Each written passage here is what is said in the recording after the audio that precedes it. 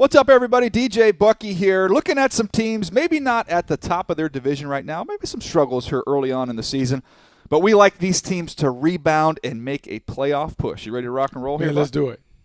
All right, let's go a team each here in the AFC and the NFC. I'll start us off in the AFC.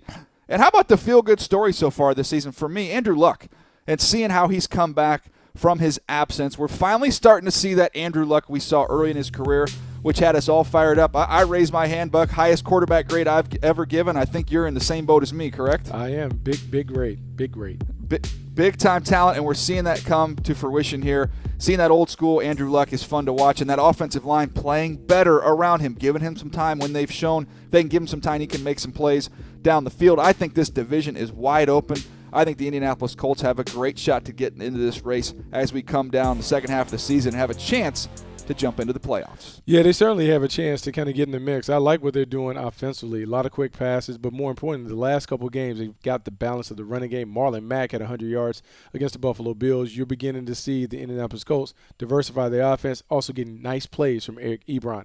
The team for me in the AFC is not too far from Indianapolis. I'm going to go to Cincinnati and the Bengals. And I know the lasting image of the Bengals is that Sunday night debacle that they put on display against the Kansas City Chiefs. But this is a much better team than people are giving them credit for. Defensively, they have the ability to affect the game. They have playmakers at all three levels.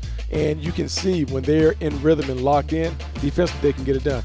Offensively, they had a plethora of weapons available for Andy Dalton to target, whether it's Joe Mixon in the backfield, Tyler Boyd, or A.J. Green. They can put points up on the board. Really, this is a team that has the ability to get hot. It wouldn't surprise me to see them run 4 or 5 games off in a row where they get wins, get hot, get to the postseason, and maybe do a little damage.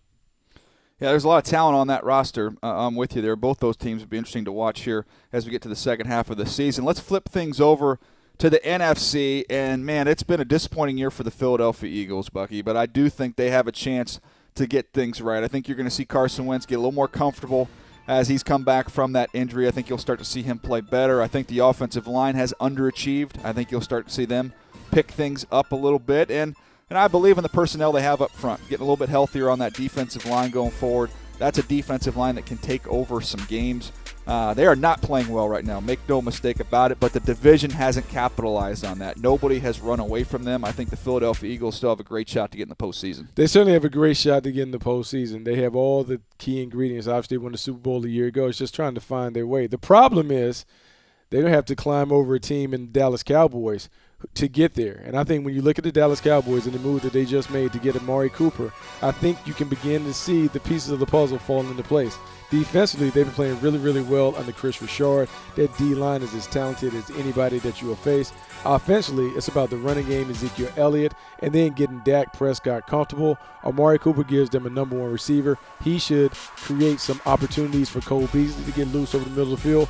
More importantly, he should take away one of the defenders out of the box and give Ezekiel Elliott more space to run. If the Dallas Cowboys can run the football, it's lights out for other teams. I think the Dallas Cowboys are well positioned to make a run and to steal the NFC East at the end of the season. I'm glad you mentioned Chris Richard. He should be on the short list for head coaching candidates after this season. He's done a masterful job there. Well, there you have it. There's a couple teams, 4 teams we see maybe not playing their best ball right now, but we see big things in store for them as we get to the second half of the season. Now, remember, you can check out all of the Move the Sticks video content. Go to NFL.com/MTS video as well as YouTube.com/NFL. And check out the Move the Sticks podcast. We drop 3 of those bad boys a week. You can find them at Apple Podcasts or your favorite podcast app.